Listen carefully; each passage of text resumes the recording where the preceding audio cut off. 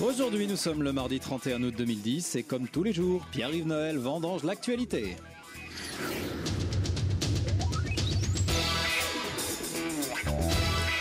Dany Briand est dans notre studio pour fêter Saint-Aristide. Bonjour Dany. Ouais, bonjour. Ouais, bonjour. Pourquoi est-ce qu'on fête les Aristides aujourd'hui? Parce que c'est mon deuxième prénom. Ouais, parce que c'est mon deuxième prénom. Ouais. Comme on peut s'appeler Aristide sans pour autant être brillant. Ouais. Liliane Bettencourt vient de révoquer François-Marie Bagné de son testament comme légataire universel. Alors pour réagir à chaud, j'accueille ce matin Guy Bedos. Bonjour Guy. Ça vous énerve ça, hein? Eh, ça m'énerve. Oui, ça m'énerve. Après la fin des soldes, les affaires reprennent. On peut dire que pour ce monsieur qui est photographe, je crois, que ce n'est pas très révélateur, mais par contre assez négatif. Comme on dit, il n'y a pas photo. Il perd un peu plus d'1 milliard d'euros 25, plus une île. C'est pas compliqué. Depuis, tout son entourage le surnomme le Bagné de crabe. Vous imaginez, une fois de plus, la pub que ça fait à Liliane. Bagné de L'Oréal, parce qu'il ne vaut plus rien. Salope!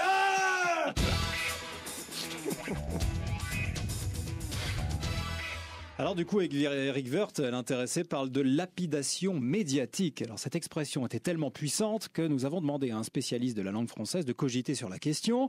Fabrice Lucchini, bonjour. Ça vous inspire quoi ça? La lapidation médiatique. C'est hallucinant, ça, non, hein. Même moi, j'y avais pas pensé. Alors, la lapidation, je vois ce que c'est poursuivre une personne pour la tuer à coups de pierre. Mais alors, la lapidation médiatique...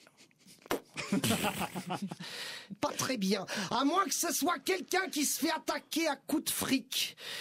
Ça c'est beaucoup moins douloureux quand même, hein. Et puis par-dessus tout, j'ai le sentiment que notre ministre du budget a voulu nous faire comprendre qu'il voit cette affaire d'un très mauvais œil. Et il y a de quoi! Surtout quand on sait que son avocat s'appelle Yves Le Borgne. C'est énorme ça, non? Tous les catholiques se mobilisent et suivent le pape Benoît XVI dans sa désapprobation du sujet de l'expulsion des Roms. Mais le souverain pontife serait revenu sur ses déclarations au cours d'une bénédiction. On l'écoute. Je tiens à me confesser à Saint-Brice Hortefeux, qui créa la première course de Rome, dont la compétition se fait pour la première fois par voie aérienne. J'avais mal entendu, en effet. J'avais pris cela au premier degré. J'ai tout simplement cru qu'il voulait me virer du Vatican. Surtout quand je l'ai entendu parler de l'expulsion de Rome. Ah, quelle nouille!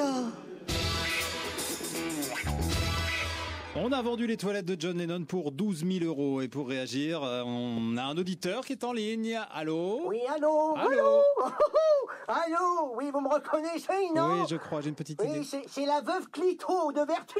Oui, mais attention, de Oui. petite Vertu, hein. Alors? Bah, dites donc, oui, alors je viens d'apprendre qu'ils ont vendu les toilettes de John Lennon pour 12 000 €. Bah, dites donc, hein. Elles ont trouvé acquéreur extrêmement facilement, hein.